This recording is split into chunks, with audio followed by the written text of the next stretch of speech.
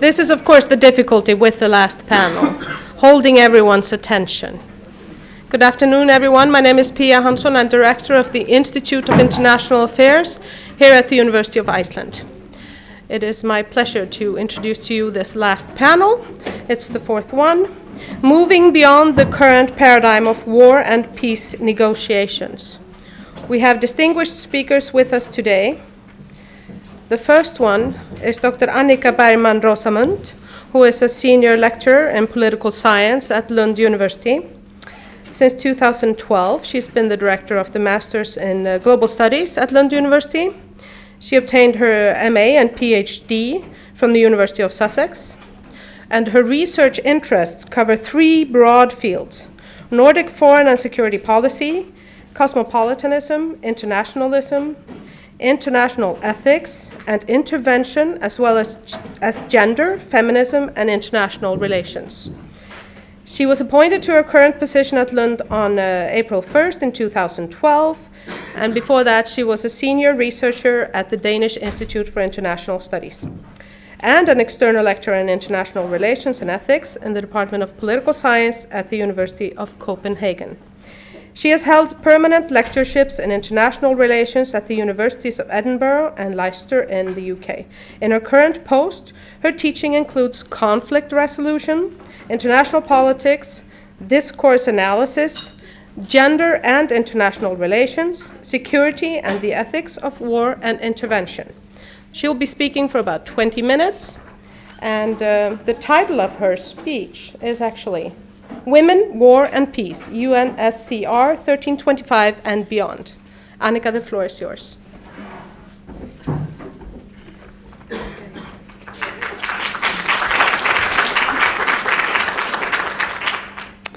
Thank you, Pia, and thanks to the organizers for inviting me. And just like the previous speaker, I'd like to say that I had some trouble in thinking about how I could possibly add to such a distinguished group of speakers, having very little experience in the field and really having more of an academic experience in sort of my personal luggage.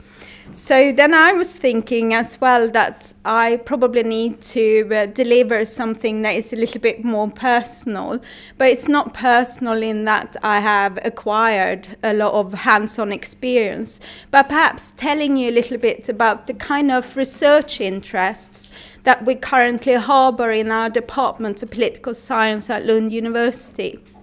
Because I think that some of my interests and those of my colleagues very much speak to 1325 and beyond. And in seeking to wake you up, and also because I too needed some inspiration, we heard from the previous speaker that that came from a movie, but for me it's somewhat different. It came from Angelina Jolie. Because one of my research interests is to think about the significance of individuals in global politics. And in so doing, I'm, for example, interested in soldiers, but also how celebrities seek to impact on international security developments and also to contest such developments. I'm not going to talk much about Angelina today, just to say that I think it seems to be, as I've put up there, à la mode, a bit of our times to really consider ourselves with issues of, for example, sexual violation as a weapon of war. And that a lot of actors with a lot of interest, diverse interests, but also diverse knowledge, would seem to join forces in trying to think about how to combat gendered violence and other practices of repression. So, in being inspired by individuals, I'd like to show you another inspirational figure.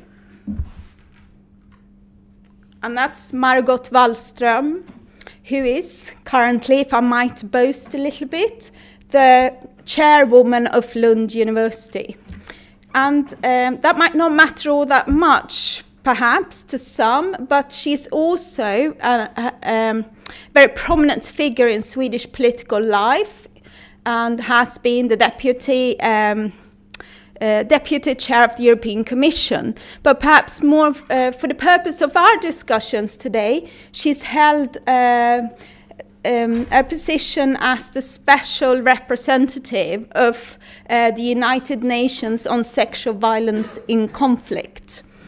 And she has personally been very supportive of our gender group in our department in seeking to push for more research and more interest in these kinds of issues.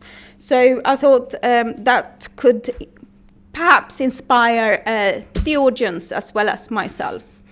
So what I want to do, and I'm seeking to do this quite quickly because I'm sure you're a little bit tired at the moment, to speak about perhaps the global context in which some of the developments we've talked about today are actually taking place. And in so doing, also look at some of the efforts in scholarly debates on how to define war in a more feminist fashion, and how this can enable us to be more interested in individuals' contributions to discourses and practices of security and peace. And this inspires me, and here I'm working with my colleague Annika Kronsell, who's a professor in my department, and we are both very interested in using some of the scholarly debates to put more light on the experiences and stories of individuals. And I'm not just saying women here, because we're interested in both men and women as part of the international security structure. And we have 2 projects on the go in which we seek to bring more light to individuals. And I'm going to talk very briefly about 2 of those projects. And then possibly offer some provocation at the very end of my talk. So I think, and that a lot of the discussions we've had over the past couple of days would enforce us to ask critical questions about the international environment in which all this is happening. And my position will be that for better or worse, we're moving towards a much more interventionist global society, in which it's becoming more accepted that we can resort to brute force in order to rectify some of the injustices that we identify in global politics more broadly. And so, and this, of course, does not just involve the use of brute force, but also the emphasis placed upon practices and discourses of protection, and often gendered protection, in which we use women as a category, young girls and children, in order to promote notions of protection that at times can be problematic. So I'd say, and this is, I think, is significant, if we assume that liberal internationalism has been a significant underpinning of global international society for quite a while, we can now see, I think, that anything liberal or liberal internationalism tends to be equated with military intervention, which was not the case if we look at its Kantian underpinnings, in which things like international law, responsible and republican government, and other features have been sort of at the forefront. Equally, and I think this is significant when we talk about the Nordic states, the specific characteristics or defining features of Nordic social-democratically inspired internationalism has also, to my mind, moved closer to thinking about solidarity as something that very much embraces interventionism. And against the backdrop of these developments, it's not all that strange then that we should ask questions about gender justifications for intervention and protection. And I'll be coming back to that. I've done a little bit of work on this myself, being interested, as Pia said, in cosmopolitanism as an ethical theory. I've sought to identify the features, the discursive markers of Swedish cosmopolitan-minded foreign policy in the context of gender. And what I've found is that a lot of the language framing Swedish foreign and security policy in terms of, for example, 1325, tend to be constituted in such a fashion that the same values that are employed at home in Sweden are being stretched to embrace significant key documents beyond borders, so that there is a bit of a co-constitutive notion of protection, a duality where one assumes that the same values should be promoted at home and beyond borders. And isn't that what we've been talking about? And some people have raised that here, saying that we shouldn't just assume that 1325 is something that we debate beyond our own national sphere, but that is something that is highly relevant within society. For example, in Sweden, the level of rape is on the rise. We got honorary crimes. We have a whole set of gendered forms of violence that also need to be taken care of. Because otherwise, I think that states like Sweden and others are going to lose legitimacy. Someone said, who do we think we are, going beyond borders, telling other people, the other, if you like, what to do? So I think this is very relevant to address together. And I think this is also key to the significance of 1325 and whether we can implement it in a productive fashion to see that it's got several dimensions coexisting at the same time.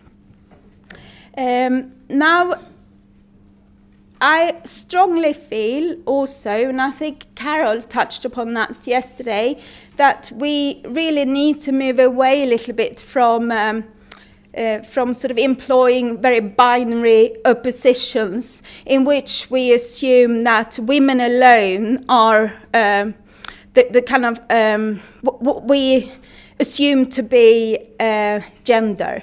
Gender has so many different expressions, and it's about men and women, but not just about men and women. Those of us who might indeed profess to like somebody of our own gender. So this, and I feel that this has perhaps not been addressed today, and I'm glad it hasn't, because then I can do it. I got something to add. So I think that while acknowledging that a lot of women suffer dreadfully in conflict, we need to also assume that those very defined binaries need to be challenged. Women are much more, like someone said, than just simply victims of violence. And very, very briefly, these are the kinds of documents that I explored in seeking to find this co-constitutive sense of obligation within Swedish discourse.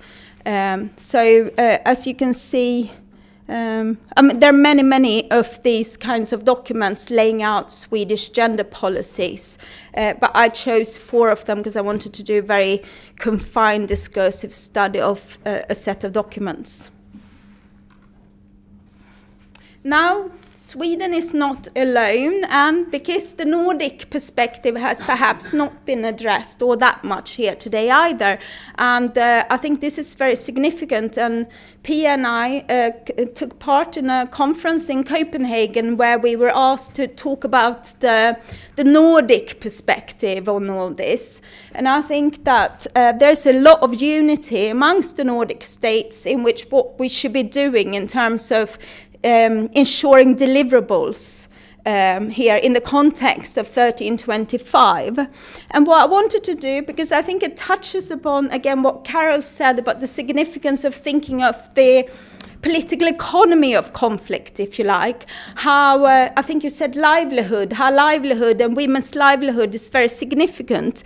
And at least discursively, it would seem that the Nordic ministers of foreign affairs, I think this is their common statement, that they very much place the emphasis on such things as systemic barriers and getting rid of systemic barriers, thinking about legal capacity, the right to be a proprietor, the right to inherit, and also safe transportation. So a human security concept in the making. Now, against the backdrop of that human security element, we could also argue that there is, in global politics more broadly, but also in the, within the context of the Nordic states' foreign policies, a tendency to militarily intervene and to justify that intervention within gendered language. This is something that we have observed, for example, in US foreign and security policy, but it figures everywhere. And I think this is important if we want to understand how to best implement 1325. This is taken from an excellent book by Nicola Pratt and Nadia Ali on their questioning of liberation and how one might, the significance of problematizing women as a justifying or a category of justification. Now I'm also inclined to agree with Laura Sjöberg, I'm pronouncing it in a Swedish way, although she's American, in her efforts to rethink notions of just war and what constitutes just war. Because just war and the theories and the philosophies surrounding just war tend to tick off various different requirements for what constitutes a basis for a just intervention, for example.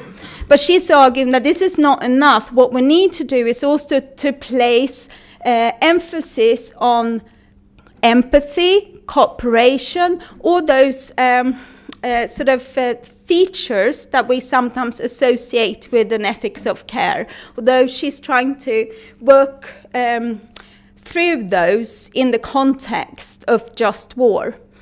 And she's saying that what we need to do is to think about a just war as something enabling us to discover the needs, wants, and emotions of other people. Not just women, but women are often the ones in need of such processes.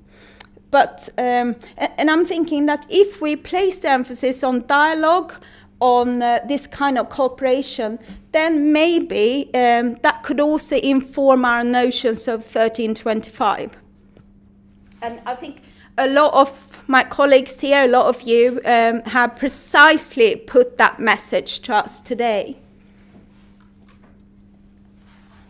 There are a whole bunch of people telling us in IR scholarship, and especially in feminist security studies, 5 minutes left, that's perfect, that we should listen to women's individual stories. And I think this is also the sort of message we've heard here today. And Cynthia Enlow has published an interesting book which explores 8 such stories. And for anyone who teaches gender and IR and who's not already using this book, it's an excellent book for that purpose. Get your students to read these stories and think about them and think about war from various different perspectives. So this book has inspired Annika and my colleague to think about how to address individuals as, if you like, moral agents in global politics. Cynthia Coburn, another author that I'm sure most of us are very familiar with, has encouraged us to think in terms of sociologists, to be sociologists and really think about war, peace, peace negotiations as a human activity, to place the emphasis on actual individuals. So all this is very inspiring for all of us who are interested in individuals. And how do we do this? And I have prepared far too many slides, so I'm going to just run through these two projects, or 3 projects that we have, if you like, started to think about and done a little bit of work on in my department. And as you can see, we're doing it in different constellations of scholars. The first one centers on Danish and Swedish soldiers' experiences, women soldiers' experiences in Afghanistan.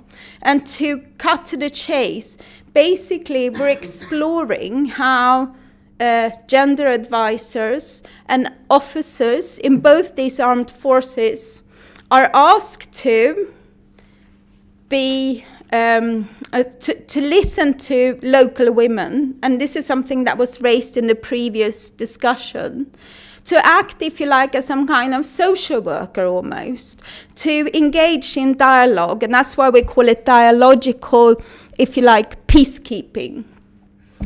But what hasn't been talked about much is that these women are also used as intelligence officers, if you like, to kind of provoke a little bit here. They're being specifically asked to identify, for example, security risks. Where might insurgents strike? So it's a dual task. One task, or part of the task, is to win the souls of local women in particular, being used for the sake of being women, because there is an assumption, particularly in Danish foreign policy, that women are better at conversation, women are natural conversationalists, and they talk to local women in another fashion than men would. That might indeed be the case, but it might also be that they've been socialized into that sort of role. They are social constructs as anyone else. So Annika and I are seeking to problematize this kind of assumption. Another project that we're just starting up is on homecoming soldiers and their experiences. And here we're comparing Sweden, Denmark, and Britain and Vietnam, seeking to identify how these homecoming soldiers think about their experiences of war and their stories. In particular, how they themselves interpret their gender roles, and how those gender roles are often associated with very pronounced forms of military masculinity. So there are a lot of dimensions to these two projects.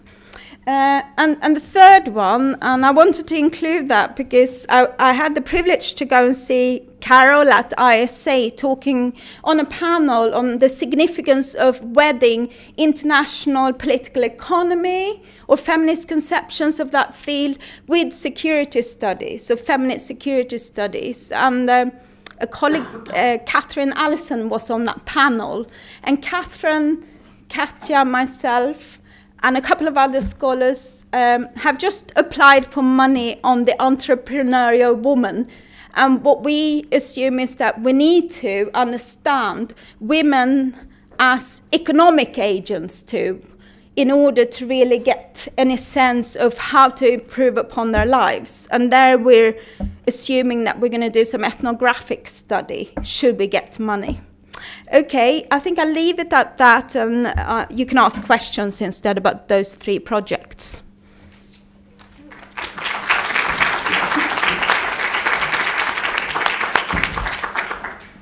Thank you, Annika, for a very interesting intervention. And on we move. The next speaker we have is Dr. Henri Myrtinen. He's a senior research officer on gender and peacebuilding at International Alert. He's been working and publishing on issues of gender, peace, and security, with a special focus on masculinities and violence for the past decade, and previously worked for several NGOs on gender and conflict issues in Western Sahara and Indonesia. He completed his PhD thesis at the University of KwaZulu-Natal in South Africa, I hope that was okay, with a thesis on intersectionalities between masculinities and violence in Timor-Leste gangs, militias, and martial arts groups. Very interesting. Dr. Martinez's research interests include examining gender identities in conflict and post-conflict societies, as well as the role of non-state actors. His publications include the co-edited book, Sexed Pistols, The Gendered Impacts of Small Arms and Light Weapons, Poster Boys No More, Gender and SSR in Timor-Leste, and Rethinking Gender in Peacebuilding. So here are your 20 minutes. The floor is yours.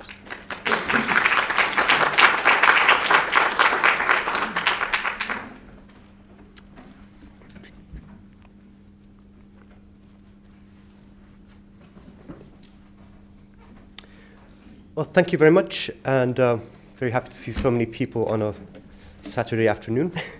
And thank you especially to the organizers of this really, really interesting conference and for inviting me to be here. What I'll try to do in my talk is not so much bring men to the peace table, because they're already there, but put men and masculinities on the table. It's one of these paradoxes of looking at peace and conflict, is that men tend to be key actors, be it as soldiers, as peacekeepers, as police officers, excuse me, as guerrillas, as peace negotiators, but they're not talked about as men. If you take, for example, the case of Indian female peacekeepers, which have been deployed and have gotten quite a bit of international media coverage, they're always referred to as female peacekeepers, Indian female peacekeepers. Whereas if Indian men are deployed as peacekeepers, they're just peacekeepers. So what I'm trying to do, or what we're trying to do in this work, is to try and bring out the masculinities and look at issues of masculinities and how it intersects with violence. Because it's quite obvious when you look at conflicts that men tend to be the main actors, violent actors, but that's not to say that that is something natural. It's something that often has to be taught to men. Men have to be taught to kill, to overcome their inhibitions. But we're also looking at men in other ways, men as peace builders, and looking also at men's vulnerabilities, especially men and boys as victims of sexual and gender-based violence, which is something that often does get overlooked in the international discourses. And I'll shamelessly use this moment for a bit of self-promotion. We just came out with a report, which I think some of you already got a couple copies of, Rethinking Gender in Peacebuilding. And it's builds up on this other report, Gender in Peacebuilding, Taking Stock. And what we're basically trying to do there is to broaden the discussion and deepen the discussion on gender in peacebuilding. And sort of with hindsight, I think we sort of didn't come up with the best title. Actually, it's not really about rethinking gender in peacebuilding, but it's about sort of going back to the roots of gender analysis in peacebuilding, seeing gender as a way to look at power dynamics, look at identities, to look at what's happening in society, rather than just have it as an add-on, as that last box that you tick before you tick the box on climate change in a project. So what we're trying to do here is broaden the discussion. So we look at, let me take a step back there. What happens often in discussions on gender in peacebuilding is gender is equated with women only, and women are seen as a homogeneous category of agencyless victims who then external peace builders, external peacekeepers come in to support and protect. And we're trying to move away from that and broaden that understanding, bring in men and masculinities, but also sexual and gender minority issues, and also deepen that understanding by looking at how different other social identity markers interact with gender. As Carol rightly said yesterday, women are not all equal, men are not equal. You have to look at how age plays a role, how social class plays a role, ethnicity may play a role. In the case of Nepal, one of our case studies, caste plays a huge role. So looking at these intersections between different social identity markers and gender. And thirdly, what we're also trying to do in this reconceptualization is to look at gender as being relational, that it's not a case of men are from Mars and women are from Venus, but we're all on this planet in the middle together on Earth, and masculinities are formed by men and women, femininities are formed by men and women.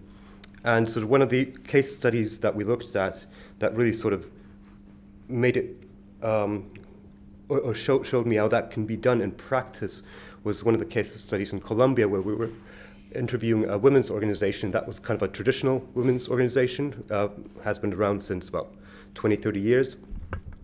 And they, for most of those 20, 30 years, they've been doing a lot on women's empowerment and women amongst themselves discussing about economic issues, social issues, gender issues, and they'd sort of built their own capacity for analysis, but they didn't include men. They didn't include their husbands, they didn't include their boyfriends, they didn't include other men in the community. So what they said was, like, at some point they noticed that they're here in terms of consciousness, the men are still here. So in order to try and be able to have these discussions about fundamental issues with men, they started bringing in men into the discussions.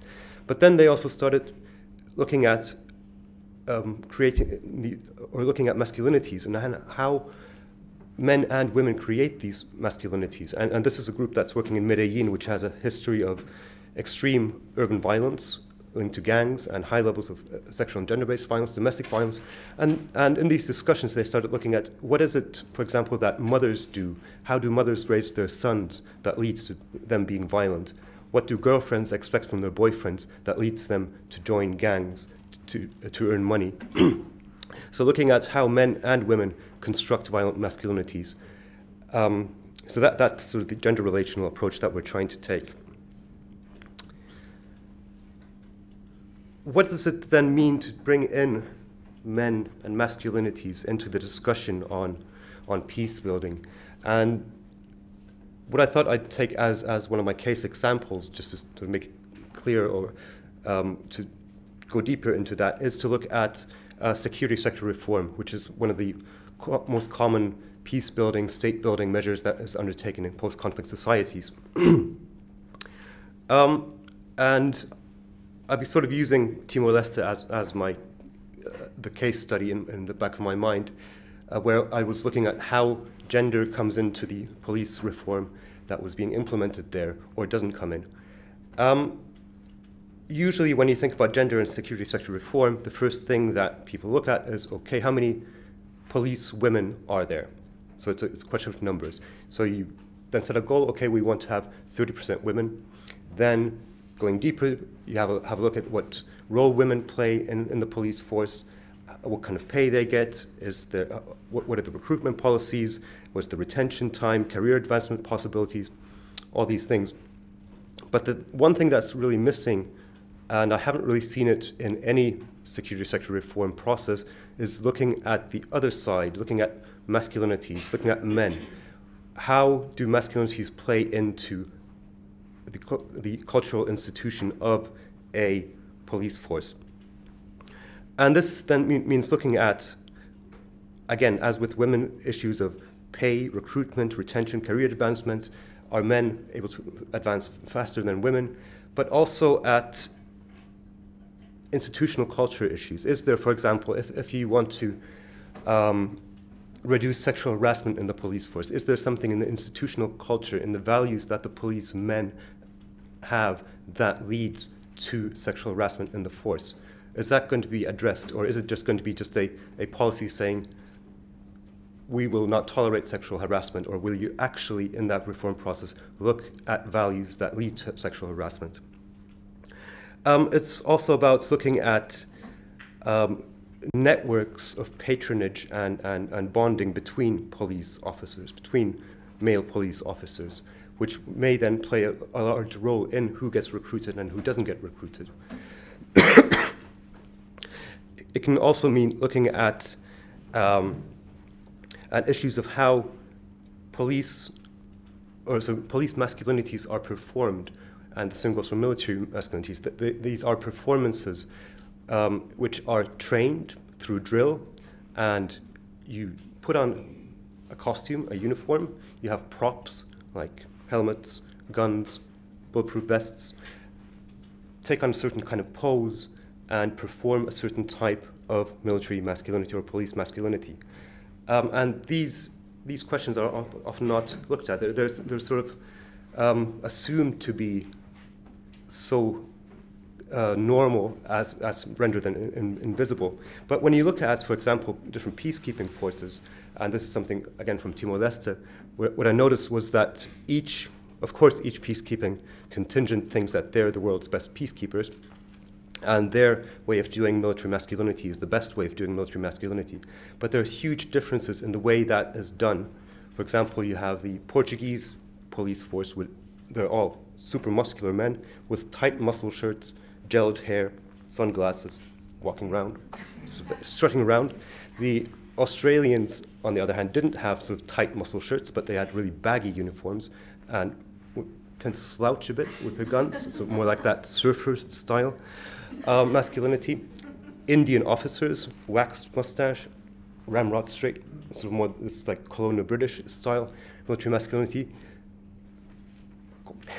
So all of these things do play a role, and they are highly gendered, and they have an impact on the society where these performances are being made. And that can lead to increased sense of security or increased sense of insecurity. For example, in Timor-Leste, the national police force took its cues mainly from the Portuguese paramilitary police force and had this really sort of hyper-masculine, robust, militarized approach to policing with a lot of gear on all the time. And that really led to a very strong sense of insecurity amongst the population when these heavily armed these kind of like stormtrooper-like figures come into a village to settle a dispute. So these performances do matter, and they are highly linked to institutional cultures of masculinity and femininity, and they need to be looked at. Moving on a bit then from sort of looking at sort of problematizing men and masculinities in conflict and peace and war, one of the things we also tried to look at in our research was looking at engaging men as peace builders, engaging men in efforts to reduce, for example, domestic violence and sexual and gender-based violence.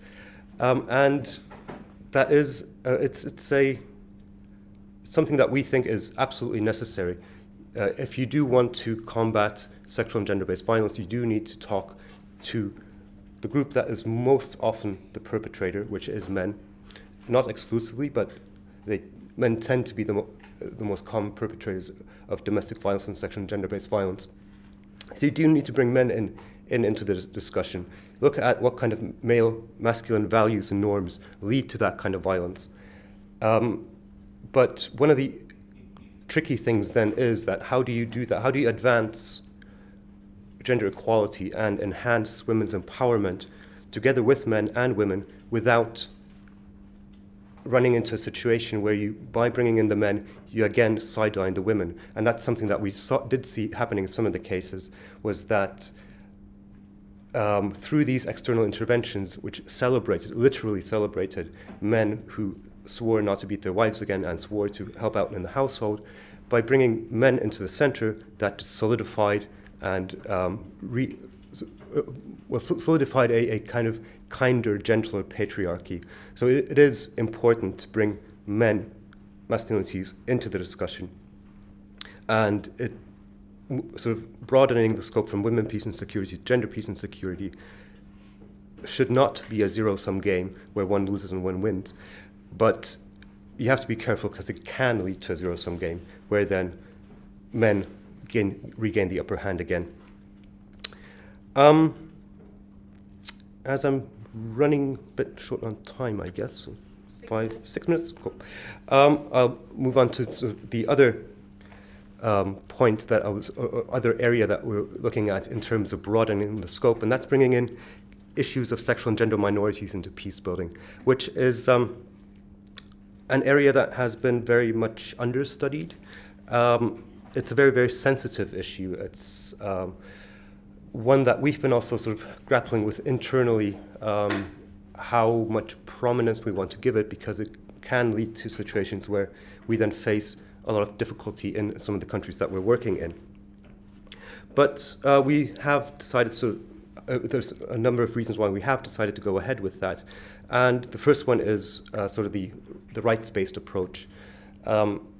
If we, as an organization, say that we think positive peace means peace for everyone in a given society, then that must include everyone, including sexual and gender minorities, of course.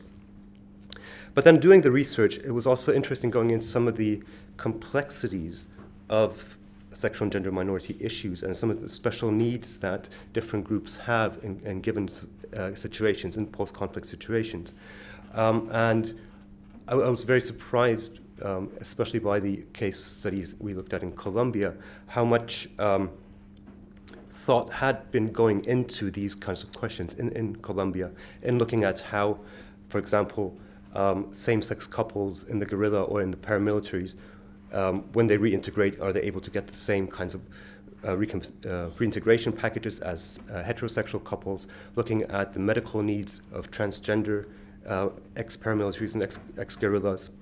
And it also sort of really raised sort of my, or showed me how lazy I had sometimes been in my thinking, sort of just using the sort of catch-all phrase of sexual and gender minorities without going into the depth of it.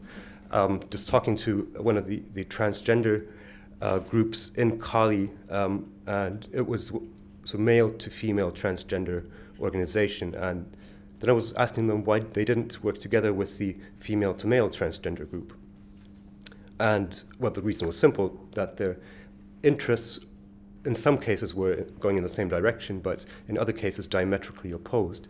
The male to female transgender people wanted to be exempt from military service because they saw themselves as women, whereas the female to male transgender persons wanted the right to serve in the military because they saw themselves as men. So diametrically opposed interests. So it is important to go into the depths and complexities of gender identities when you look at these issues. And I think sort of lastly, sort of what we've also, one of the reasons we decided to look at sexual and gender minority issues in peace building is something that we've been running into in a number of places that we're working in. For example, in Armenia, in Russia, in Georgia, is how the issue of sexual and gender minority rights is being used as this rallying point for ultra-nationalist, xenophobic, often religious fundamentalist groups, and which can be a major conflict factor in the future. So this is something that if they are looking at this issue and using this as a rallying point, then we have to have a closer look at what the dynamics are there as well. And I'll end at that. Thank you.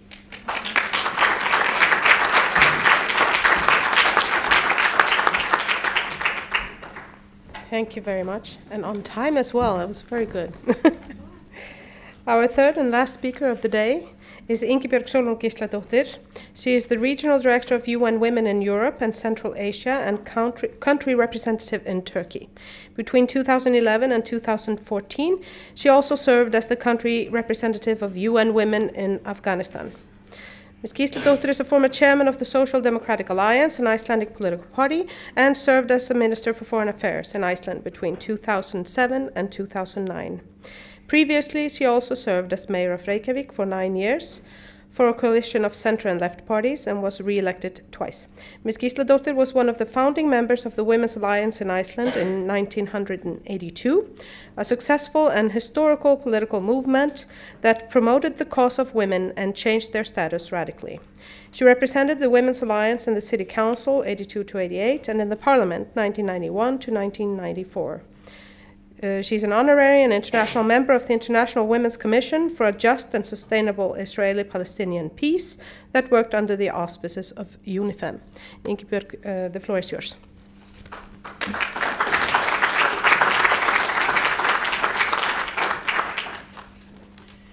Thank you, Pia, and thanks to all of you that are still here with us today. I'm rather surprised that you haven't all left, since it's a Saturday and it's already, I think, past 5 o'clock or something like that. 4? Okay, 4. But you must be quite committed and strong believers in gender equality, since you're still here. And that maybe takes me to a history I once heard about a pastor that in a countryside in Iceland that came to his church on a Sunday to give a mass. And when he came there was only one farmer that had come to the church on this Sunday. And he said to the farmer, well, since you are the only one that came to the church, I think we should just cancel the mass for this Sunday.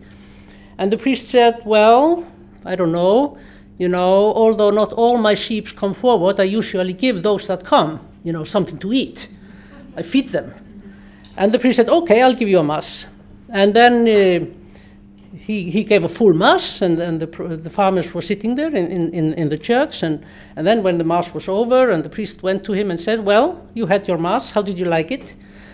And the farmer said, well, okay, when my sheep come and I feed them, but I don't necessarily empty the barn. So this was, he felt that the priest was maybe putting too much effort into this mass. But since you are so many here, I will put full effort into my mass here and deliver the speech I had prepared for this occasion instead of shortening it. Could someone maybe provide me with water? As you all know, and we have been discussing here today, women around the world make significant contribution to conflict resolution and community reconciliation, but when it comes to negotiating peace, they are not at the peace table. And this is maybe what I will focus on in my talk here. I will not look so much at, the conflict as such and the peacekeeping missions as such, but the peace process of the peace negotiation. In the Mediterranean or North Africa as well as in the Ukraine, we have seen women at the front lines of democratization struggles, and yet they are nearly absent in the process of establishing transitional governments, setting priorities in constitutional revision processes, and taking their place in post-transition governments. They are nearly absent in all these cases, in the Mediterranean, in North Africa, in Ukraine. More broadly, since the end of the Cold War, women have averaged just 7% of negotiators in Track 1 peace negotiations. It's peace negotiation at the highest political level. And just 7% of women of negotiators have been female.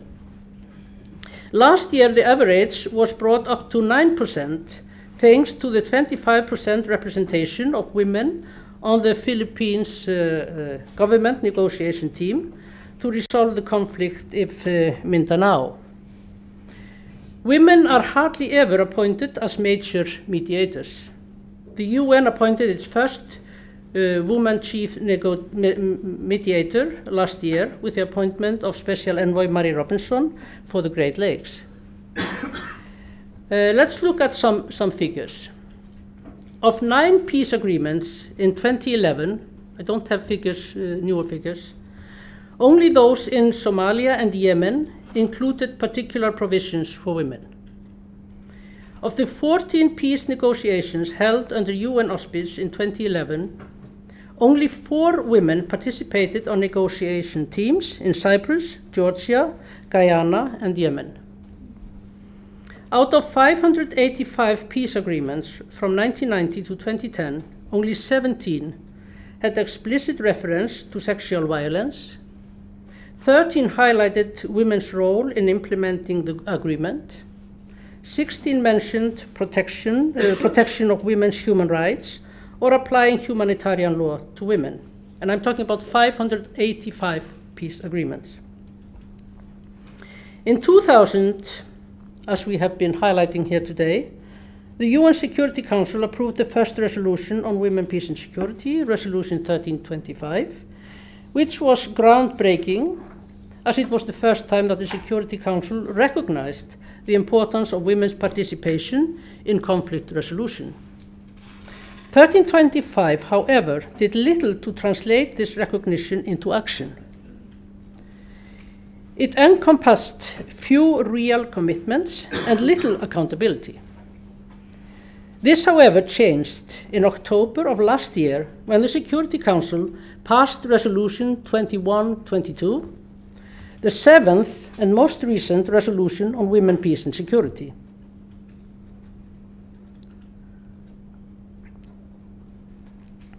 Resolution 2122 commits the Council itself for asking for and receiving more timely and robust information on the situation of women in conflict settings, as well as information on what is being done to include women in all areas of conflict resolution and peace building. While Resolution 1325 asked that special envoys and mediators invite women to the peace table, 2122 commits the Council to asking these mediators what exactly they are doing to include women, establishing an important accountability mechanism if implemented. Beyond the normative, we have also seen a shift in the rhetoric of the international community. In the past months, we have seen donors countries and those engaged in the Geneva peace talks for Syria openly calling for both sides, as well the UN Special Envoy, to take concrete steps to include women at the table. Just a few months ago, as Geneva II was about to begin, the Security Council convened an area formula meeting, an informal meeting that allowed them to hear directly from Syrian women civil society leaders. It was perhaps one of the few times that the Council shared a common and agreed message on Syria. This message was: women's inclusion is imperative. Whether the reasons cited were basic democratic principles or an understanding that women were a vital source of information given their frequent role on the front lines of communities, delivering assistance, caring for victims, and supporting communities, as well as negotiating local peace, there was consensus on the need for inclusion. Norms and common rhetoric are no small gains. It has taken us many years to reach this point, but they are not yet action. While we are making gains, the inclusion of women in Track 1 and formal peace processes continues to be inconsistent at best. I would therefore like to speak here today about some of the challenges we as UN Women have encountered in supporting a high level of engagement of women in mediation processes, focusing on this issue as a challenge of democratic inclusion and promotion of social justice.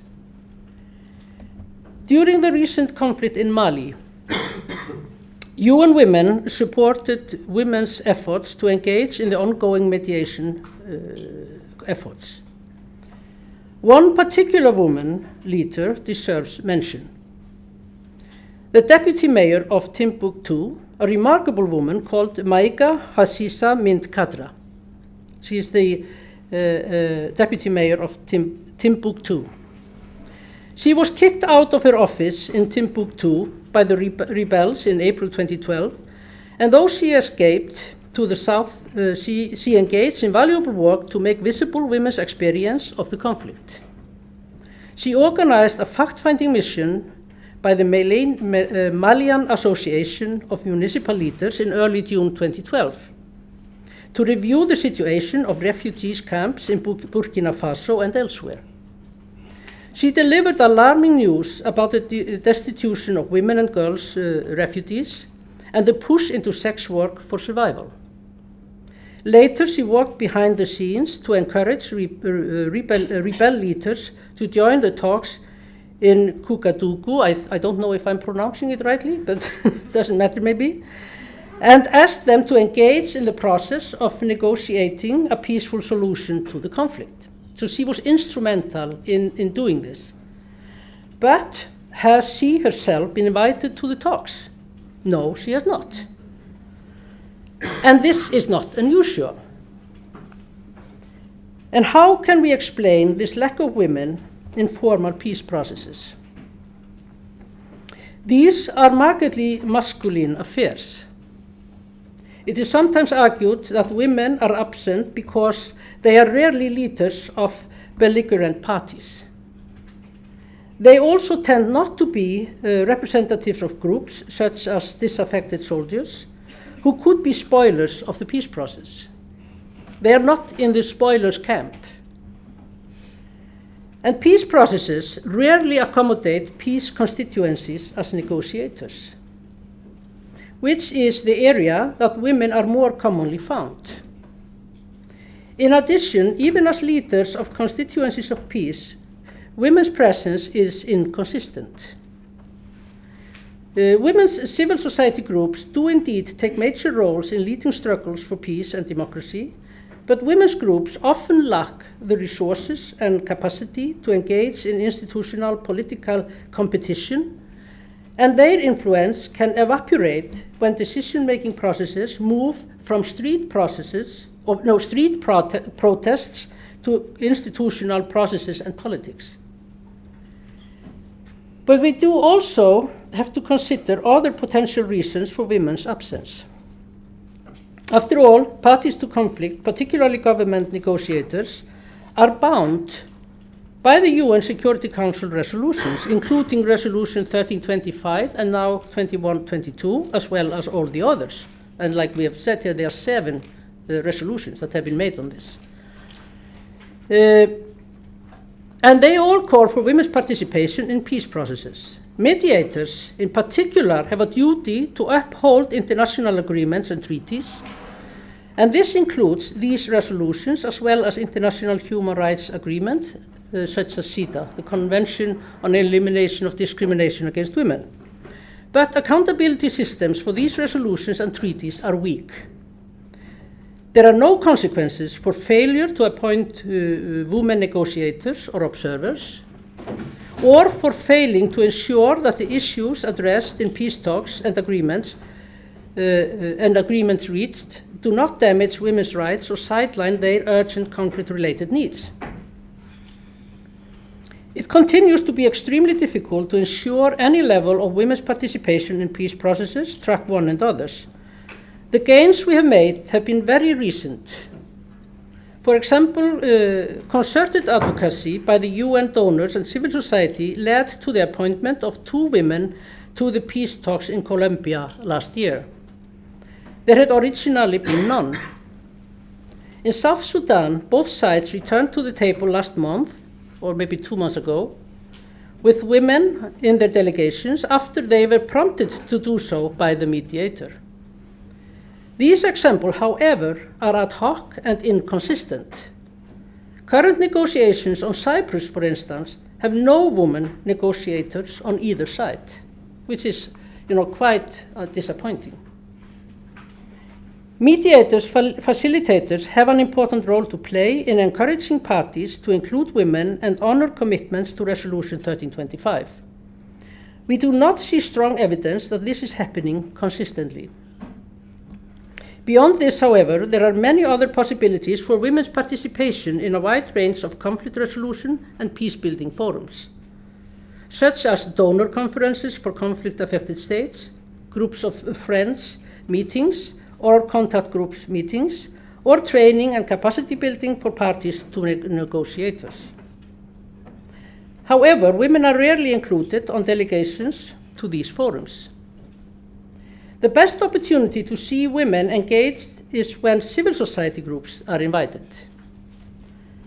Again, this happens rarely, and where it does, too often women groups do not form the numbers on civil society delegations that they should.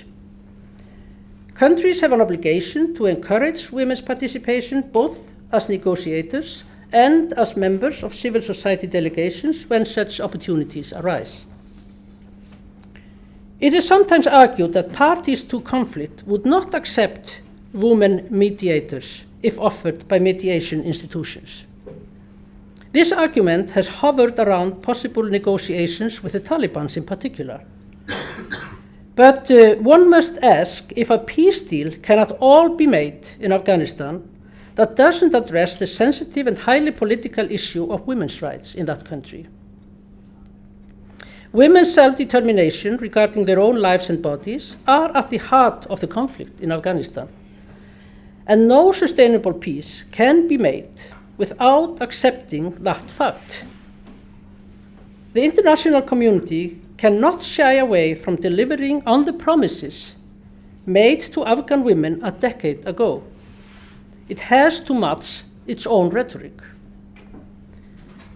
Arguably, it is the institutional prestige of the organization offering mediation services and the mandate of the mediator that matters more than her gender, and the UN and other mediation institutions should more frequently offer parties options of choosing women mediators. We would like to see more determination and conviction on the part of mediation institutions in strongly backing women mediators and encouraging parties to work with them. Mediation is not a strictly rule-bound affair, just like peacekeeping. Peacekeeping is very much a rule-bound affair, but mediation is not. In peacekeeping, there's a rule of engagement, and they have been adapted over time to embrace the specific security needs of women. But that is not the case with mediation. The mediation arena has remained more resistant to change. This is in part because there are few strict rules and much depends upon unspoken and unwritten practices and skills that individuals seasoned in building compromises possess. Mediation is also often highly non-transparent and indeed often relies on secrecy and closed-door meetings. Mediation has been treated as an art more than a technique. But why shouldn't women master that art just like men? Women are used to mediation in so many contexts, so they master that art just like men. But hence the tools and accountability systems governing mediations are fuzzy. We are restricted to issuing guidance and to encouraging stakeholders to address gender issues, but they are under no compulsion, and to date no targets have been set to meet certain standards for women's inclusions or for addressing gender issues in mediations. This has made it an unusual difficult arena in which to encourage compliance with standards and expectations about gender issues and women's participation. We all know that inclusiveness can sometimes slow down the reaching of an agreement. That would, for example, without doubt, be the case in Afghanistan. Inclusiveness can introduce victims' perspectives that can add new subjects of contention. For this reason, many negotiators and mediators prefer to leave inclusiveness to after a deal has been agreed. Inclusiveness is needed as key not to making the deal, but to making it stick. But does it work? Would it work, for example, in Afghanistan, where power sharing between warlords has been the main issue in negotiations for more than 30 years, without bringing any peace to Afghan people? This is a perception that can be challenged both empirically and politically. Actually, we know that inclusiveness, and that has been proven, inclusiveness leads to deeper and more sustainable peace processes, and that cutting a deal with a few men with guns may feel like an immediate priority, but it leads to shaky, unsustainable, and short-term solutions. So, where does that leave us? What can we do? All the institutions involved, be it, institutions from the international community, intergovernmental institutions, can walk the talk, can stop teaching by preaching and start teaching by doing. No national or international or intergovernmental institution that takes itself seriously can shy away from having a critical mass of women wherever policy is developed or decisions are made. I have thought a lot about these issues in so many contexts for over 30 years when I've been active in the women's movement in one way or another. And I always come to the same conclusion. It boils down to shall we say, the critical mass of women that are present in all these contexts, be it in policy making, policy development, strategizing on things or taking decisions. We need to have a critical mass of women, 30%, thank you, wherever decisions are made. Thank you.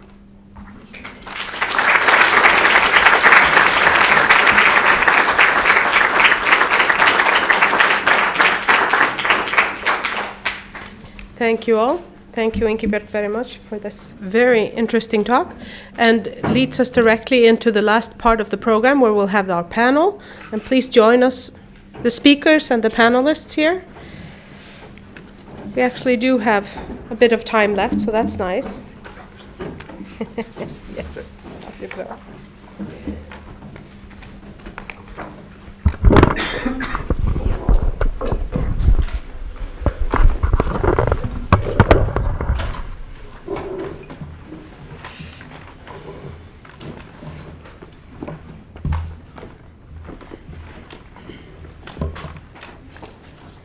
We're now being joined by some guests from the UNO guest program.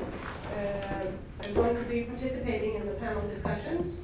It's Khaled Mansour, who is a former UNU guest fellow and currently works as a capacity development and research coordinator at the Palestinian Women Research and Documentation Center, UNESCO Ramallah office. Moses Zerbala is a former UNU guest fellow and currently works as a social and behavior change communication specialist with Save the Children International in Kampala, Uganda. And EDDA Center is a current UNU guest fellow and has worked as a trainer for UNRWA's Young Women Leaders program in Gaza, Palestine. So welcome to you all. And we'd like to start with a short intervention from all of you. We'll start with Khaled Mansour. You would like to speak for a few minutes? Yes. As mentioned, I'm Khaled Mansour. I'm from Palestine. I'm working for Palestinian Women and Research and Documentation Center. And all those speeches and presentations inspired me, and I think about geography because the center is in the building below the Palestinian Negotiation Affairs Department and below the Ministry of Foreign Affairs. It's next to the Ministry of Interior, and it's less than 500 meters from the Israeli Military Central Command in territories. So all active players is just our neighbors. Yeah, sorry. All of those are our neighbors, and all of those are relevant to Security Council Resolution 1325. Implementation Security Council Resolution 1325 in Palestine or Israeli conflict are highly vulnerable to manipulation, and I will explain why. It seems that both parties, Palestinian and Israelis, disagree on most topics addressed in the peace negotiation except for implementation of Security Council 1325 or any gender equality thing. For Palestinian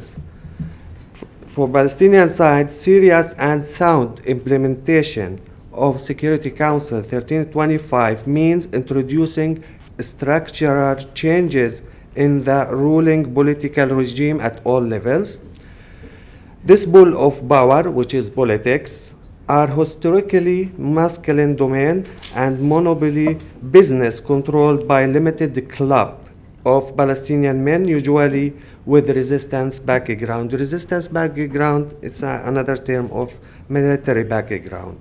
Of course, sharing the limited seats in decisions regarding war or peace with women will be considered a serious threat. Therefore, addressing women's interests and needs during hostility or post-hostility will be made failed without addressing those main concerns. For the Israeli side, recognizing and respecting such resolution will limit their freedom to initiate what so-called self-defense military acts, which again means tightening the hands of certain club of men, of Israeli men, those heading the Israeli security regime.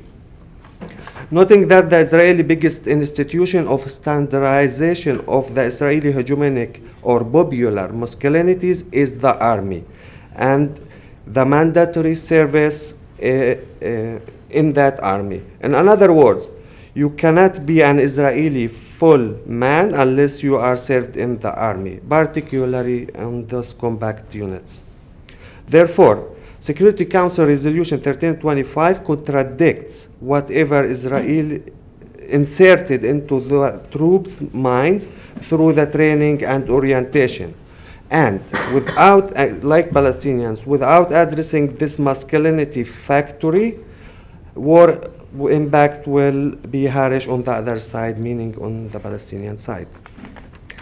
Implementation of Security Council 1325 must avoid double standard trap, because what happens in Palestine, psychological panic, for example, of Israeli women and children due to a sound of a rocket sent from Gaza cannot be demonstrated to be more severe or good enough justification for killing and actual killing and injuring women and children in Gaza or destroying their livelihood or vital infrastructure, regardless who starts what.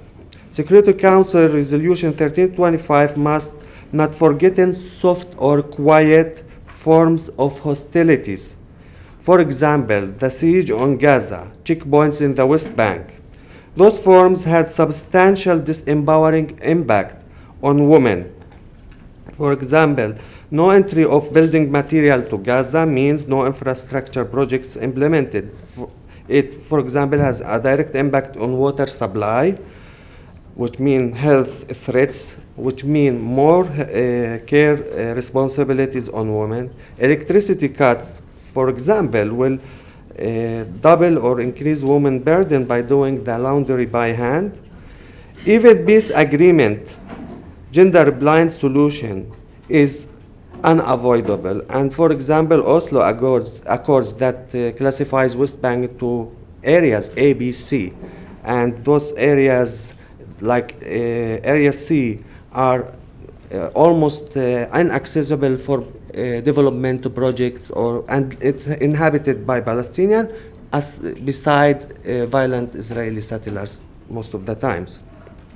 Therefore, it is important that Security Council Resolution 1325 made also relevant to the situation of conflict, practices that are not necessarily using weapons. So what we hear here today, we see tanks, we see soldiers, but also there are forms of hostility without weapons used, though enforced by those weapons.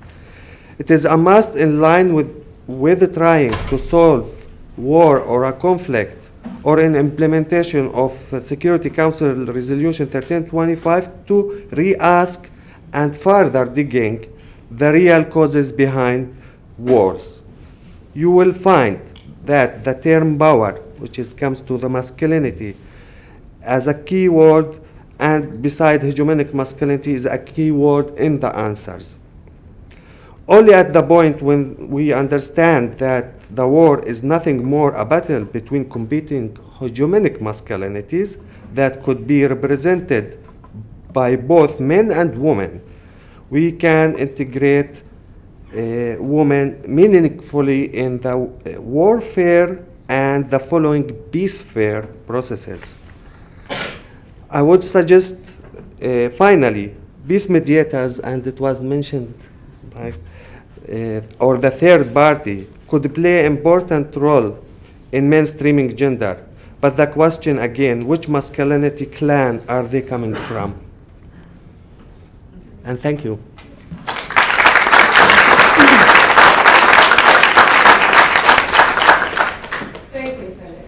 You're welcome. Thank you. Good evening once again. I want to thank you for the chance you've given us to talk a few things. I'll drill more into what Dr. Henry was presenting about masculinities and and Dr. Anika, you're saying. I'll sort of like agree with you on a few things. I work with men, and I'll talk about the strategies that we can use to work with men, but also want to let members know that we're talking about masculinities, and Dr. Henry was saying there are a number of complexities within this whole bracket of masculinities, and it's happening. Not every man benefits from this sort of power issue among men.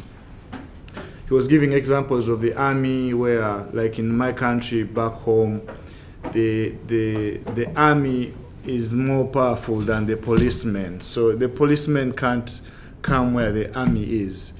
So even if it's in the war situation, the combatants are more powerful than the non-combatants.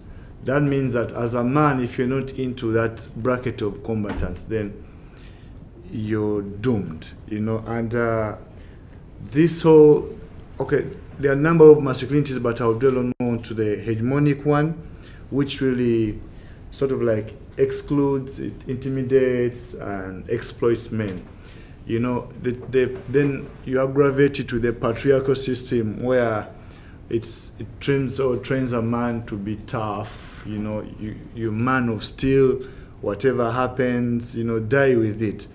But I'm dying yet out of all the situations happening around me, which are being caused by fellow men. So in that way, I need to do something about it. So I'll relate it to what Dr. Anika was saying, that in war situations or issues of peace, a component of you use the humanitarian relationships are very, very important here. And to me, I'll talk about whether countries or men and women. These are all relationships that are very, very important and critical in ensuring peace. So just a background, try to tell you that not every man benefits from this whole power issue. Other men are being suffocated and they are not benefiting at all. And out of this, I would like to tell you a few strategies that we could use. And one of the approaches or strategies I would recommend, I personally, because I've been working with men, is that we need to focus on men as clients, as one of the strategies to use.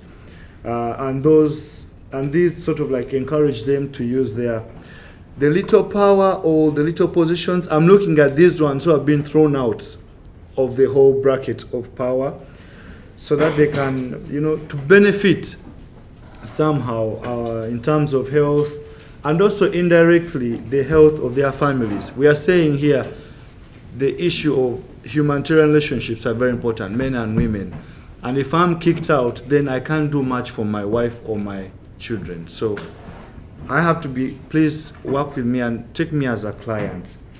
And I would like to tell members that the roles of men are changing day by day, and it is becoming easier to step out of this, the comfort zone.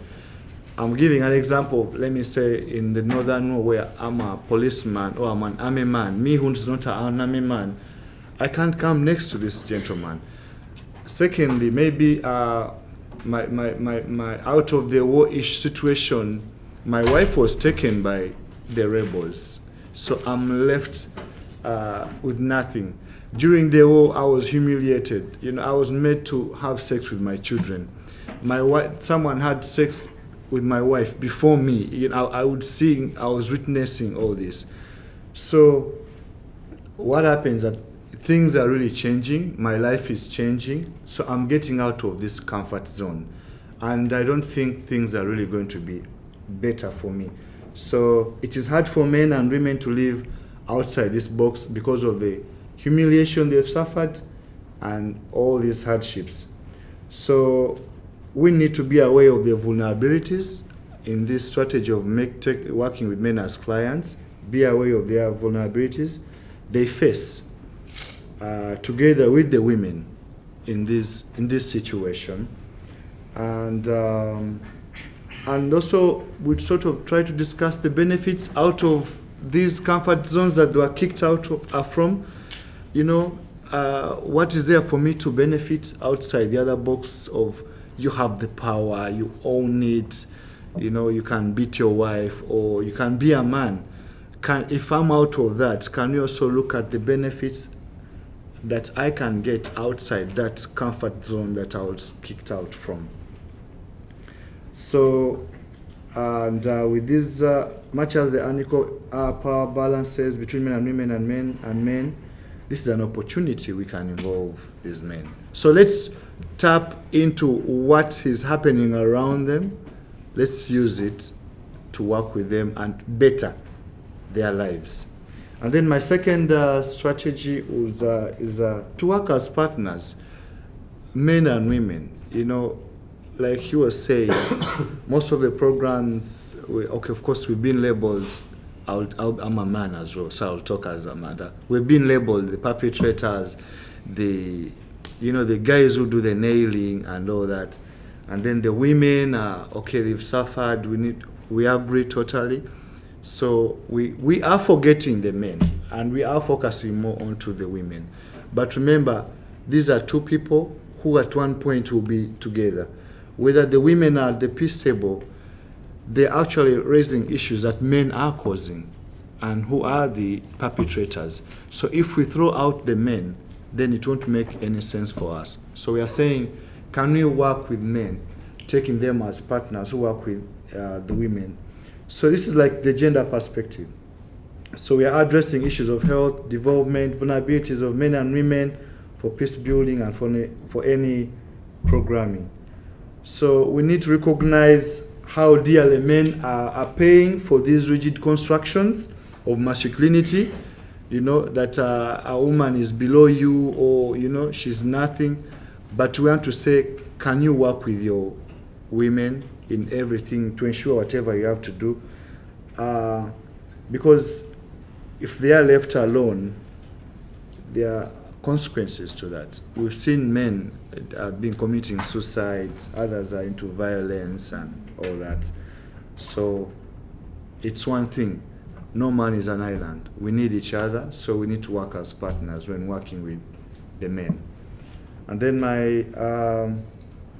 the other approach I'll talk about is, let's view men as change agents in whatever we do. Let's recognize that the prevailing situations or the gender norms can be detrimental to the health and the happiness of both men and women, and that men can play key roles in catalyzing social change. Let's identify the different sources of influence among them and the information that shapes male attitudes and behaviors related to male involvement. This is what I can say briefly on how we can work with men. Thank you.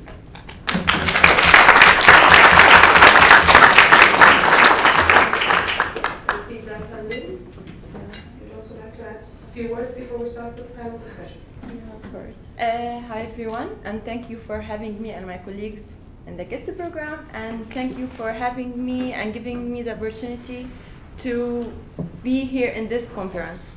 I have my friend from West Bank, he said a lot before me, and I have my friend Fatma, yesterday she talked a lot about Palestine, but I will try to put things together. I will be focusing on Gaza Strip and what is going on about 1325 there, and what are the main challenges, and what's next, what we need to do to try implementing 1325, what are the tools. But before I start, I need to do here something just to make it clear the situation in my country, to put things together.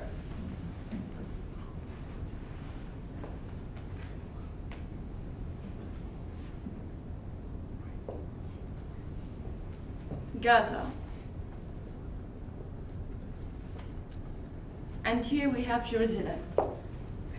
And this is the situation there, and I need to focus here. Why we are not doing things so good here in Gaza.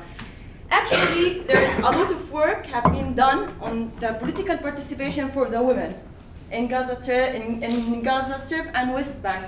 But why we are not advancing? That is the problem. Why we are not advancing?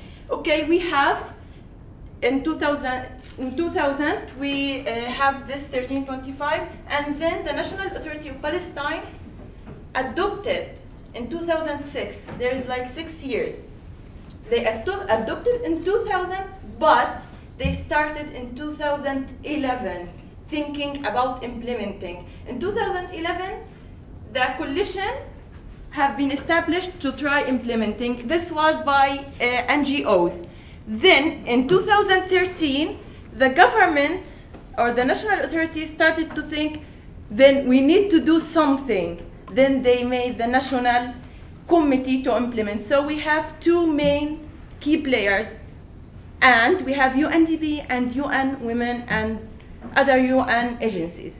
But what is going on? Why Gaza is not doing great? Okay, the law in Gaza, we have equal law, women can vote, we can go to election, but we still underrepresented in the decision-making levels. Okay. The problem with implementing 1325, because we were so confused. The situation there is not as many countries. 1325 addressed women in conflict and post-conflict resolution countries, but they didn't address women under occupation. So the women's movement in Palestine, they were thinking how we can use it within the Palestinian context. We don't want to contradict anything or with the agenda of women's movement. They didn't pay a lot of attention that it didn't address women under occupation, but they took how we can benefit from that. But because there's a lot of work now going in West Bank, but they can't do this. All the women in Gaza can't go here or be in touch with women movement in West Bank. And this is a big problem. There is a lot of meetings here, there is a lot of work here, but all the women leaders, all those who are in NGOs, they can't get here. But they are trying to coordinate through some of the UN agencies with some of local and NGOs in Gaza. So there is a gap between these two areas. And they addressed that the occupation is the main challenge to implement 1325 in Palestine. But there is other challenges like the culture, the male domination, both in West Bank and Gaza. We have the law, but women still can't go there and be elected to be in the decision-making level. Also, we have other challenges like the effort towards implementing 1325 is newly unified. Like the two coalitions, they newly thought of how we can unify our effort, not to start from the 0 point together. Also, the absence of the law that guarantee the participation of women in the decision-making level. And the resolution didn't provide any tools for implementation. They just gave us the resolution and you deal with it. What about how we can use it? Any tools for implementation? But I have one example of women participation in Gaza Strip. Like we are underrepresented and we are not implementing, but there's something happening since 2006. There is a division between West Bank and Gaza. So it's not only the occupation. We have two governments there and one president. We have government in Gaza Strip and we have government in West Bank. And the government in West Bank, they are working about implementing 1325, and the government in Gaza and the Women's Affairs Ministry, they know nothing about 1325. I was talking with one of the parliament members. I wanted to seek some information. I called her, I told her, are you doing something about 1325? And she told me, what is 1325? And she is a parliament member.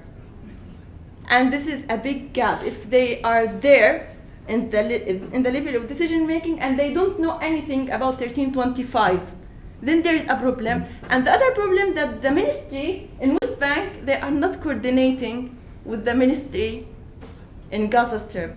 So this is the division. But we need to be optimistic. The women's movement in Gaza, they know, even before 1325, they were working a lot on political participation. For example, for ending the division and to achieve the reconciliation between Fatah and Hamas, the negotiation, they were protesting every week to say, we as women, we must end this situation and we must be on the table. They established 5 committees and there is only one woman, just only one woman from West Bank. And they didn't choose that woman for just only because she is so good. They chose her because she is the only woman on the head of a political party. So they choose the leaders of the political parties, and by chance there was only one woman there. So we have a lot of problems, but they are doing great. But we have some recommendation because there's a lot of here people from donors countries. We would like to say, if you really want a good implementation in Gaza Strip and Palestine in general, we would like to say international pressure on the National Authority of Palestine to implement 1325 would be a good tool to implement that on Palestine. Especially when you are giving money, you can put that you must put women there on that level. And also maybe international pressure can be put on Israel to hold them accountable for all obligations that they comply to. Also, to adopt the Palestinian national, we are now forming the national action plan to implement. Maybe if there is some experts here and there is some people involved with UN Women, they can assist us with experts to work with us within the Palestinian context and agenda. The last thing, we are working on engaging women and those things, but maybe we need to raise awareness. Awareness is the most important thing about the participation of women on the peace table. That's the situation in Gaza Strip and Palestine. Thank you so much.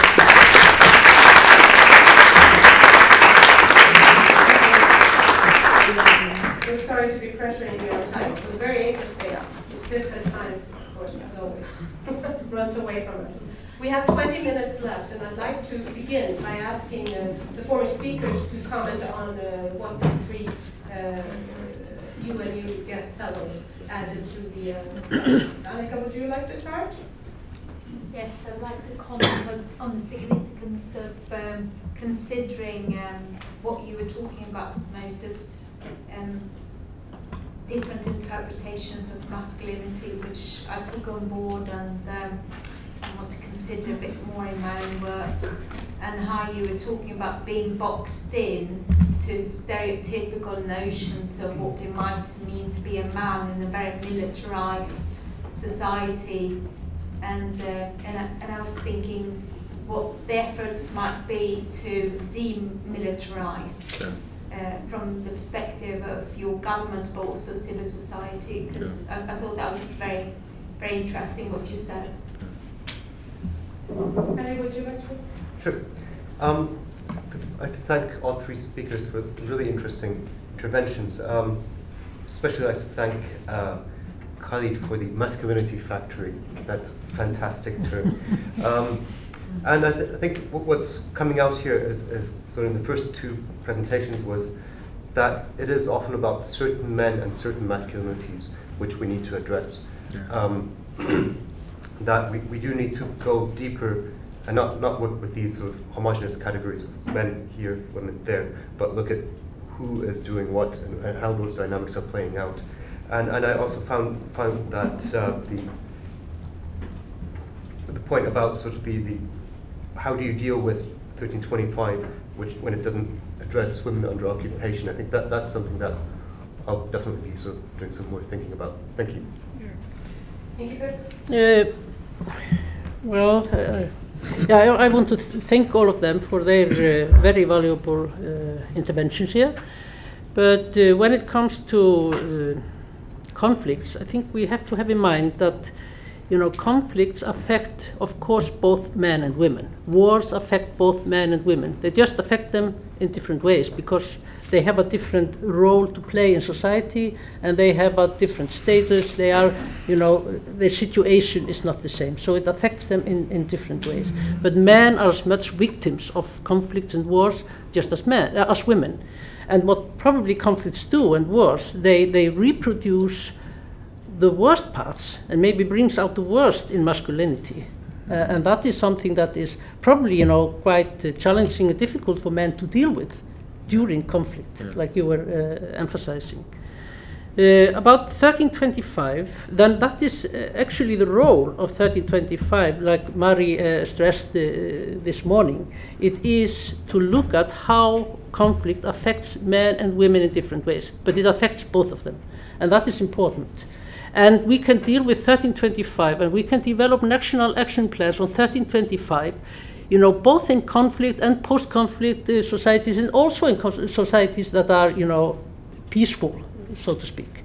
So it has a role in all societies. Doesn't matter, you know, what is the exact situation there.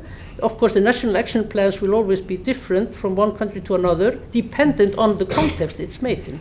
So I think, you know, the national authority in Palestine should develop a national action plan on 1335 and has, of course, the obligation, like everybody else. It has now the observer status in the UN General Assembly, so they should do that and have the obligation to do that, like everybody else. But of course, you know, like so many other countries, they have maybe not done that, but they are not the only ones. So, but that doesn't excuse, you know, them from or exempt them from doing that. But they have to take into consideration, of course, the situation that you have there, having, you know, the West Bank and Gaza and not connected. So it's quite challenging, obviously, to do that. Thank you all very much. And now we open this to the audience. I have a first question here. Hi, my name is Askja. I'm a PhD student in sociology. I'm doing study on how gendered identity of men in migration is changing in the Anarchist area of Athens. And this masculinity kind of conflict is very much on my agenda. And there was a story that I learned in police in Athens. They learn how to stand masculinity in a way with a special weapon. They are provided with a weapon from the state, but it's not considered good enough, so they buy it from Germany. And there's a special treaty with Germany that they have to buy weapons from there. And that's also what Helga was talking about, the corruption. So that is a masculinity weapon bought from Germany. And both women and men in the police, they do this the same way. But the men that they are attacking, they usually use knives. And the perception of the knife is that it's barbaric. It is not the masculine way of doing things. So they're using the symbolism of the gun as a knife as symbolism of masculinity. So what I'm very interested in, both as we are talking about the peace conference, when we're talking about that we need to look at our own countries, what we're doing, what men we are putting on the peace conference, what they're talking about. A lot of times it seems that there are men and different masculinities conflicting about telling what's best for women, how they are better equipped to protect the women from their own gender perspective, without looking at this masculinity aspect in it. So I think it's very important that we also look at that, this conflict of nationalistic identities when we are at the peace conference. The masculinity is also affected. Okay. It's not a direct question, so maybe I'll take the next one, and we'll collect a few. You're the next one. Okay. Thank you. Like I mentioned yesterday, South Sudan and DRC Congo suffering conflict. There is war in those two countries, and Uganda being the safest, nearest country. We are having so many refugees coming in from both countries into our country. Remember, we're already very populated. We have high poverty, and we still have to accommodate these people. And these refugees are facing a number of challenges. And my question is maybe directly to Dr. Anika in reference to your presentation on protection beyond borders. Before I traveled to Iceland about 2 weeks ago, the refugees from DRC Congo who had settled in Uganda were facing challenges, and the biggest percentage are women and children. So they realized that the situation in Uganda was actually, going from bad to worse. So they decided to travel back to their country. They were like, rather go and die in our country than die in a foreign land that we thought would seek asylum or help from, and instead the situation is going from bad to worse. There was no food, all these facilities are not available. And so what they did is they got onto a boat, and you can check this on the internet, whoever is interested. They got onto a boat, and unfortunately, the boat was overloaded. That's on Lake Albert, because they were traveling back to the DRC Congo, and the boat capsized. So everyone who was on the boat drowned. They were able to recover 108 bodies, most of whom were women and children. So my question is, how can we, as the women's movement first and foremost, because that's where I fall, that's where I can influence, how can we as the women's movement address this as a peace and security issue? Or maybe like what advocacy strategies can you advise us to put in place in order to protect our fellow women from these countries? Thank you. We'll take the third question over there, and then we'll get some remarks. Thank you. Thank you very much. I would like to add some comments. My name is, first of all, I'm to introduce myself. My name is Muhammad from Palestine. I work as a social worker with the UNRWA, United Nations Relief and Work Agency in the Middle East, specifically in the south of Palestine, on social safety program. I would like to tell you that, forgive me to say something, that I feel full disappointed from all the United Nations resolution which related for Palestine. Because since 64 years we are suffering from violence from Israeli occupation, the soldiers, the military. They are killed people, they are take the women to prison.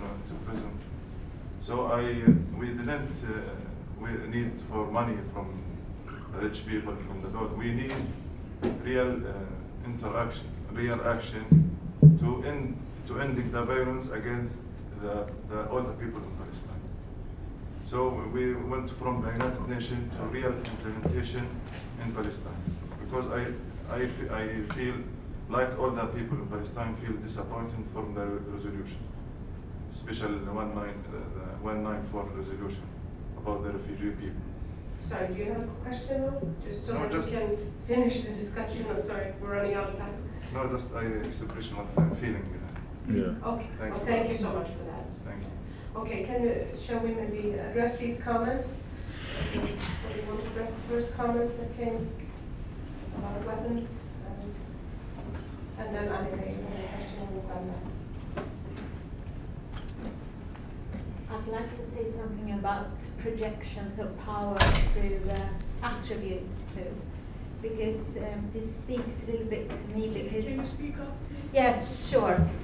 What happened in the Swedish context was that the uniforms produced for Swedish soldiers that were meant to take part in a Nordic battle group of the European Union had these very masculine lions on the sleeves, showing a giant penis, and a lot of women soldiers were very uncomfortable, as well as men, in carrying that kind of symbol. So they actually had to recall all the uniforms and remove this from the uniforms.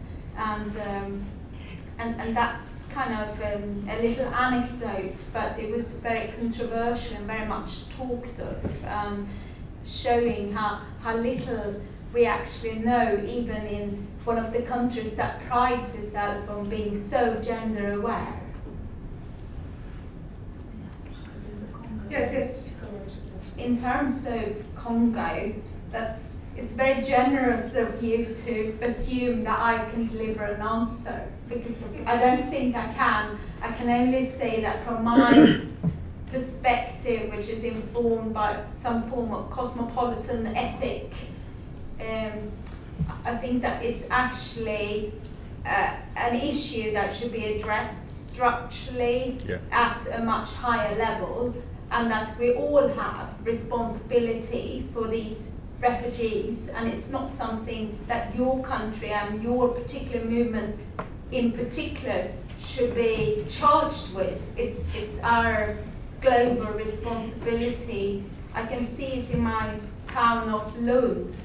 Not quite the same kind of disaster, but the inability of the Swedish government, for example, to cater for Roma beggars. The whole town is full of that kind of social misery, and I think it can't even come from the town itself. It's going to have to be delivered at a much higher level with global responsibility in mind. Anyone else from the panel would like to add to this? Yeah, yes? I would comment on the comment of my colleagues. Yeah, we struggle a little bit with some of those people who say, why this resolution? What about the other resolution? It's not about being disappointed sometimes, but they were questioning the usefulness of this resolution. If the other resolution didn't do a lot for the Palestinian case, what about this one? But as I mentioned before, regardless of all these things, we will use this resolution within the Palestinian context, so we as women's movement and activists, we benefit from the tools that they will take us from here to here, regardless to other things. But we need to link things together. Yeah. Anyone else from you want to join? No, maybe I can just say I agree with you. I mean, I understand fully the disappointment with the UN when it comes to Palestine, and the resolutions that the UN have passed on the Palestine, because, you know, as I see it, you know, Israel is like I call it sometimes like the bully in the hood. Nobody loves the bully, but everybody fears somehow the bully. So he continues, you know, acting as he does, violating international human rights legislations and other international binding legislations. But that does not undermine the importance of, you know, resolutions that really can have play an important role in Palestine, like Resolution 1325, that can be a tool for Palestinian women to have their rightful share in decision making in Palestine, and can, you know, make them possible to request the protection and and prevention that can be provided. So it's an important tool to use, and we should not undermine it by, you know, having a lot of other not as good resolutions on Palestine in the UN. And yeah, and also I would add another thing. Using 1325 will make the women, if we are not a statehood yet, will prepare the women to be part of the statehood in the future if we are gaining our national liberation. So we have next question here. This is my personal, not your women view. It's very hard to run the women agendas. You are occupied, and everyone fight for nothing. We went through that. Under the Milosevic regime, it started early 80s till 1999. It was very hard, really, you know, fighting for women's role. That is not meaning that we didn't have a role. So women were very active on civil society organization, and in one way hold alive all community, because people were expelled from the schools, from the jobs, nothing. But women were those who supported all the system of livelihood.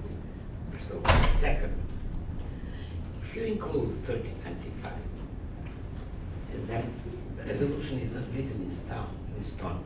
You can even raise the voice to change or to have another resolution. So you can use women even to work in that direction, to improve the already approved resolution.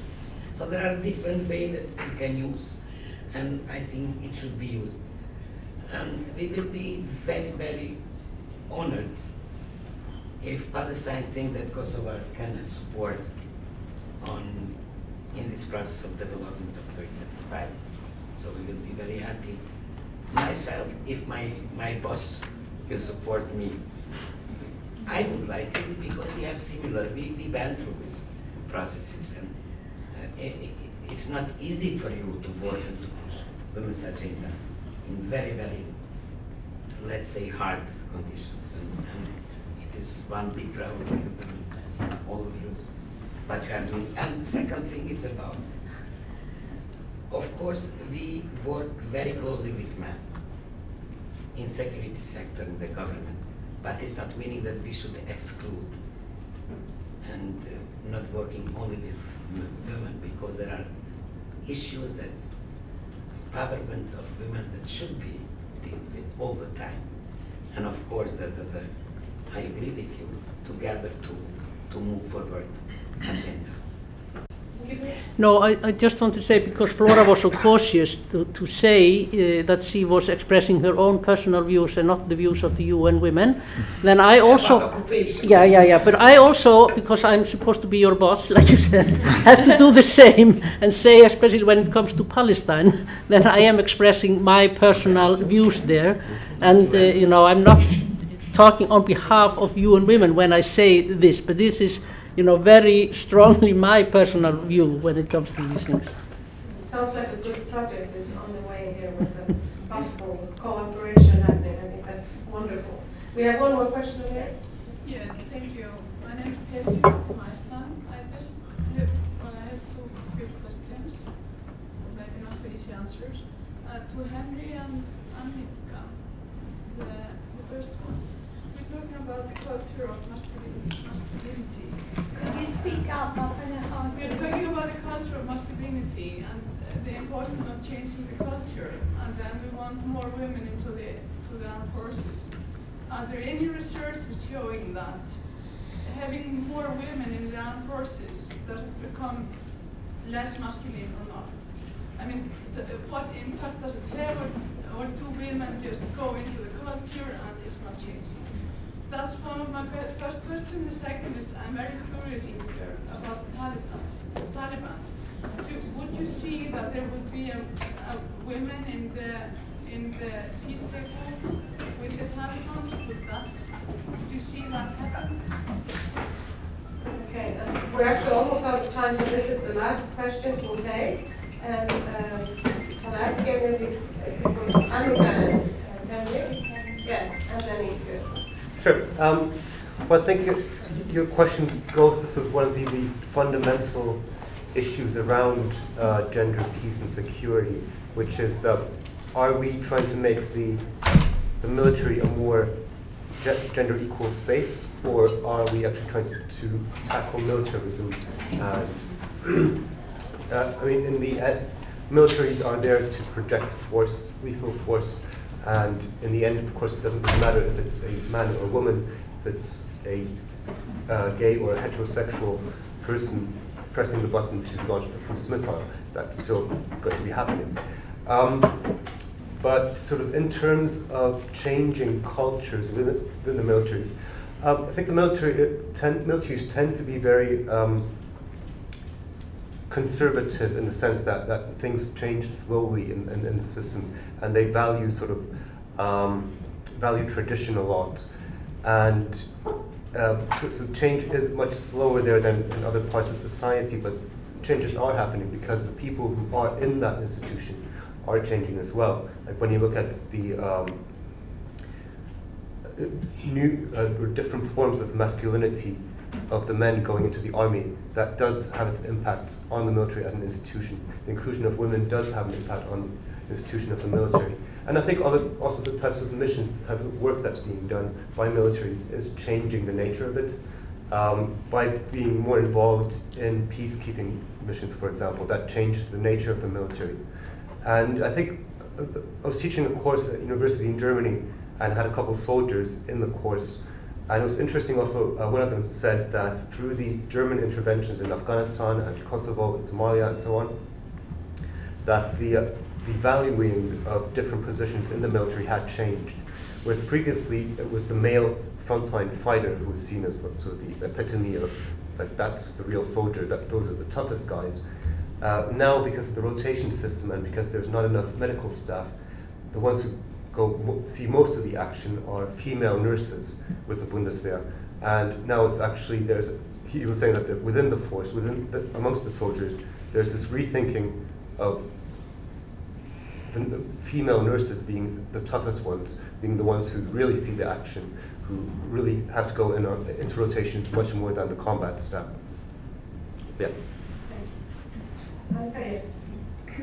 I tend to agree with Henry here, and having said that, there is also some empirics to show that, for example, Danish soldiers are disinclined to view themselves as being unique because of their feminine traits. And I've read numerous interviews in various places in which they say, I do not wish to bring my particular femininity into the armed forces, I want to be one of the guys. So it depends on the individual and on the projections of values within the force that they're about to join, I think.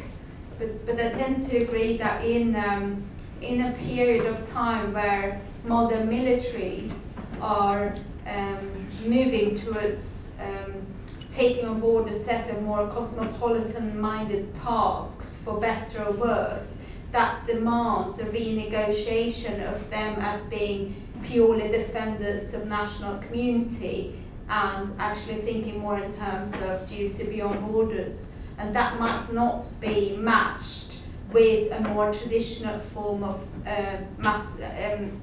sort of very militarized form of masculinity, and that has to be curbed or mediated, because you were saying that nurses are on the front line, but equally a lot of the work, I think, undertaken by soldiers equals some form of social work too.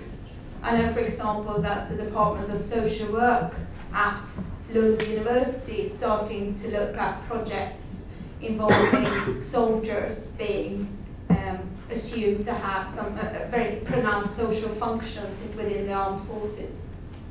And then the last comments from Inequalities.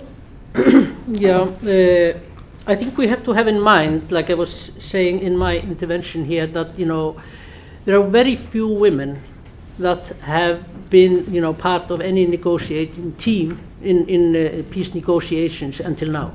I don't think we can maybe start by with negotiating with the Taliban, bringing women to the table there en masse, if we can say so. Probably we have to start where it's easier to do that. But nonetheless, it is important that the Taliban acknowledge that women, Afghan women, are shall we say, part of this new society. They are part of the decision-making bodies in Afghanistan. There is, in the constitution, it's stipulated that there is a gender equality in Afghanistan. It's stipulated there, and there is a 25% quota in the parliament. So, I can't see how we can, bypass that. They need to acknowledge this, and they need to be ready to face women in, these decision-making bodies. And that's the most important thing, And this is something that has to be really, and the international society has to be really firm on these issues. And because you know, the thing is, if it all happens behind some locked doors or in some smoke-filled, you know, rooms, then Afghan women will not have trust in these negotiations, and that they will bring about a prosperous future for them. So it needs to be more transparent, and more women need to be involved in one way or another in these negotiations.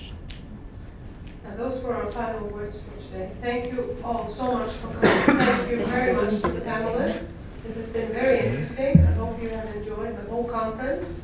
And that's our final words. Thank you all.